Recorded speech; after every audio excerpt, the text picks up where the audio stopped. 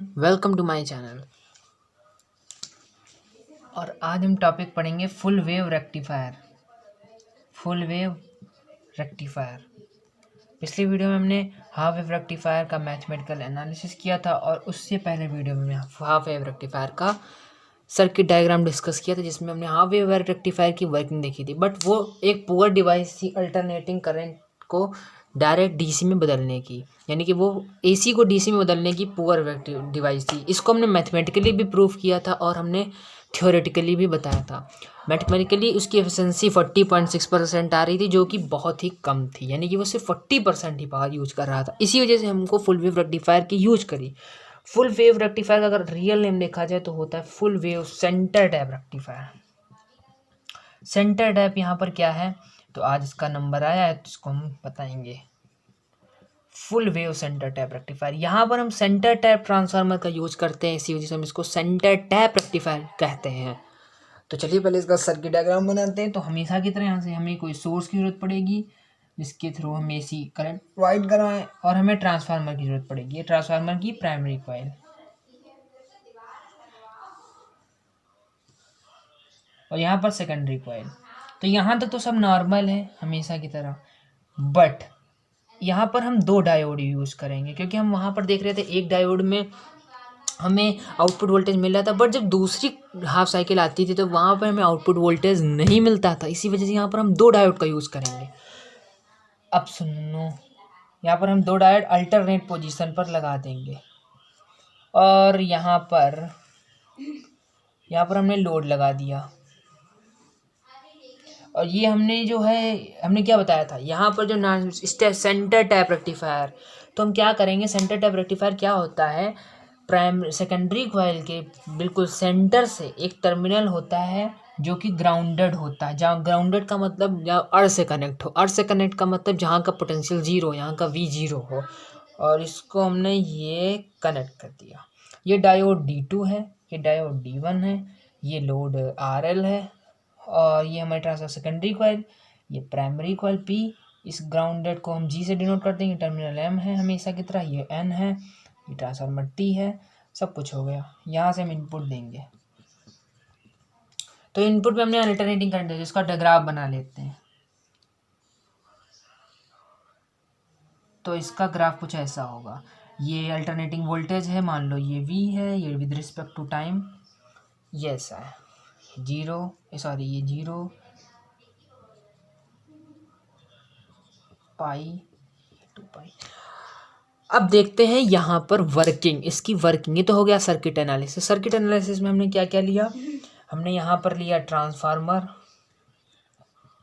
Transformer कैसे decide होता है, वो डिवाइस पर डिपेंड होता है। स्टेप अप लेंगे कि step down. 2 diode D1 and D2, 2 diode D1 and D2। और यहाँ पर आप ट्रांसफार्मर के साथ लिख देना सेंटर टैप ट्रांसफार्मर, ठीक है। और यहाँ पर हम 2 डायोड लेंगे, लोड लेंगे, बाकी चीज़ें सब सेम है। लोड रेजिस्टेंस लेंगे और बाकी तो इसमें कुछ है नहीं। और हाँ, एक AC सोर्स लेंगे। तो AC सोर्स को सबसे ऊपर लिखना, हमको ध्यान नहीं रहा, AC सोर्स सबसे ऊपर लिखा जाएगा, क्योंकि उसके बिना तो कुछ पॉसिबल नहीं। तो ये हो गया सर्किट एनालिसिस। मैंने आपको बता दिया कैसे क्या कनेक्शन है। ये जो है ग्राउंडेड है। ग्राउंडेड का मतलब यहाँ का पोटेंशियल जीरो। बस यहाँ पर हमने दो चीज़ें चेंजेस करी हाफ वेव रेक्टिफायर से। यहाँ पर हमने ये ग्राउंड टर्मिनल लगा दिया जो कि ग्राउंडेड है, जहाँ का पोटेंशियल जीरो है। 2 डायोड लगा दिया D1 और D2, और वहाँ पर सिर्फ एक डायोड था। तो अब यहाँ पे क्या फ़ायदा होने वाला है, बाकी सब कुछ यहीं पे है, और ये A और B मान लो, यहाँ पे हमें आउटपुट मिलेगा। अब सबसे इम्पॉर्टेंट वीडियो के पार्ट में आते हैं, जहाँ पर हम इसकी डिस्कस करेंगे वर्किंग। तो इसको चलो इरेज करते हैं। तो वर्किंग डिस्कस करेंगे। तो सुनिए, हमने अल्टरनेटिंग पहली हाफ साइकिल की बात करते हैं, यानी कि पॉजिटिव हाफ साइकिल की बात करते हैं 0 से पाई। तो हमने अल्टरनेटिंग करंट प्रोवाइड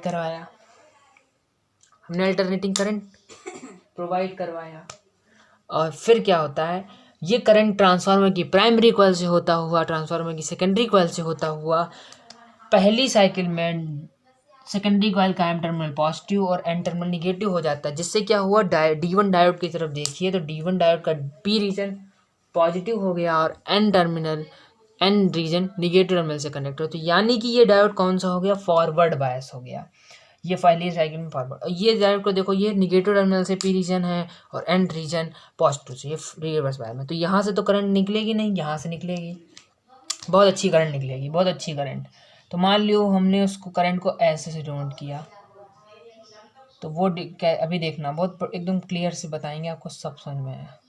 ये करंट को हमने इस तरह एरो से रिप्रेजेंट किया, ये लोड रेजिस्टेंस से होती हुई और यहाँ से होती हुई, और ये देखिए टर्मिनल ऐसा है ना, तो यहाँ से होती हुई, यहाँ से होती हुई, यहाँ से होती हुई ऐसा आ जाएगा। ये ध्यान रखना, जो हमने ज़्यादा डार्क एरो बनाए हैं ये डायोड D1 से निकलने वाली करंट को रिप्रेजेंट करते हैं।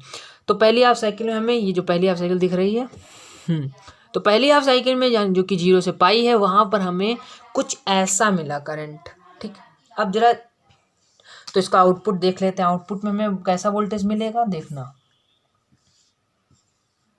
तो पहले हाफ साइकिल में ऐसा ही तो आउटपुट मिलेगा, जो कि वहाँ पर भी हाफ वेव रेक्टिफायर में मिल रहा था। दिक्कत वहाँ पे हाफ वेव रेक्टिफायर में क्या थी कि वहाँ पर सेकंड हाफ साइकिल जब आती थी तो ये डायोड हमारा रिवर्स बायस में हो जाता, जिसमें हमें आउटपुट नहीं मिलता था। देखते हैं यहाँ पर क्या होता है, जितने चेंजेस किए उससे कुछ हमें फ़ायदा मिलेगा कि नहीं मिलेगा। देखिए सेकेंड हाफ साइकिल जो कि कहलाती है नेगेटिव हाफ साइकिल, यहाँ पर हमने करंट को दिया, AC सोर्स से हमने अल्टरनेटिंग करंट प्रोवाइड करवाया। अब हमारा ये डायोड ट्रांसफार्मर की प्राइमरी कॉल से होता हुआ सेकेंडरी कॉल से होता हुआ ट्रांसफार्मर का सेकेंडरी कॉल का M टर्मिनल नेगेटिव हो जाता है और N टर्मिनल पॉजिटिव हो जाता है, जिससे D1 डायोड हमारा रिवर्स बायस में चला गया। क्यों रिवर्स बायस में चला गया? क्यों रिवर्स बायस में चला गया?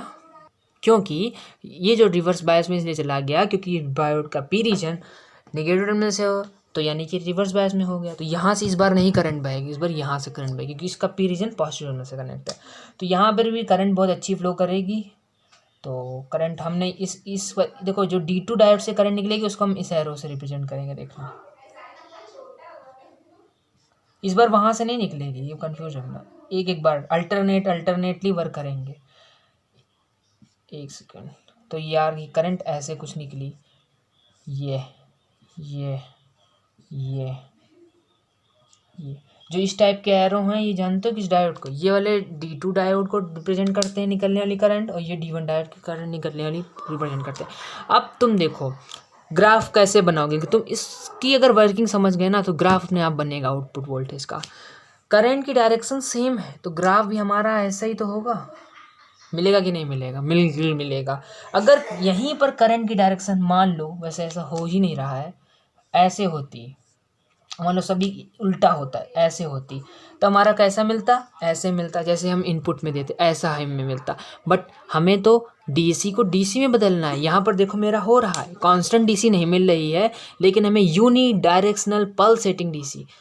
सेमीकंडक्टर स्टार्ट करने से पहले, सेमीकंडक्टर्स का जब मैंने किया था तब से मैंने एक शब्द बोला यूनी डायरेक्शनल पल्सेटिंग। इसका फिर से मतलब बता रहे हैं, एक दिशा में यूनी डायरेक्शनल मतलब एक ही दिशा में, पल्सेटिंग यानी कि जिसकी वैल्यू लगातार चेंज हो रही हो, DC यानी कि direct current, unidirectional pulsating direct current या डायरेक्ट वोल्टेज हमें मिल रही है यहाँ पर। और अगर इस करंट की डायरेक्शन अपोजिट होती तो हमें ऐसा ग्राफ मिलता, जो कि हम चाहते नहीं थे। रेक्टिफायर का मेन काम क्या है, मेन एम क्या है? रेक्टिफायर का मेन एम ये है कि AC को DC में बदले। और अगर हमें ऐसे ग्राफ लेना होता तो हम क्यों बदलते AC? हमें तो DC चाहिए, चाहे वो पल्सेटिंग हो चाहे जो हो, हमें DC चाहिए। तो अगर हम इसी वजह से डायोड का ऐसा अरेंजमेंट करा गया, साइंटिस्ट लोगों ने ऐसा अरेंजमेंट इसका किया कि हमें एक ही डायरेक्शन में करंट मिले, इस वजह से करंट डायरेक्शन यही रहेगी। तो आपको समझाने के लिए बताया, ठीक है? करंट एक डायरेक्शन में, ग्राफ इस डायरेक्शन में। तो अब देखो हमें हाफ वेव रेक्टिफायर से फुल वेव रेक्टिफायर में क्या फ़ायदा मिला। यहाँ पर हमें ये फ़ायदा मिला कि यहाँ पर हमें पाई से 2 पाई साइकिल में भी आउटपुट वोल्टेज मिल रहा है, जो कि हमें वहाँ पर नहीं मिल रहा था हाफ वेव रेक्टिफायर में। तो ये एक एडवांटेज हमें मिल रहा है कि हमें हर साइकिल में आउटपुट वोल्टेज मिलेगा। इसके बाद जब अगली साइकिल आएगी तो फिर से वही प्रोसेस रिपीट होगी, फिर से M terminal positive, N terminal negative, फिर से यही वाला ग्राफ बनेगा, फिर ऐसे ऐसे ऐसे ऐसे ये सो ऑन करता ही चला जाएगा। यानी कि हमें अब हर साइकिल में वोल्टेज मिलेगा, ठीक है? तो ये इसकी वर्किंग हो गई, क्लियर हो गया? तो इस वीडियो में इतना ही, मिलते हैं इसकी नेक्स्ट वीडियो में। अगर आपको ये वीडियो पसंद आया तो इस वीडियो को लाइक कर देना और चैनल पर को ज़रूर सब्सक्राइब कर देना। हम मिलते हैं आपको इसकी नेक्स्ट वीडियो में, तब तक के लिए जय हिंद, जय भारत।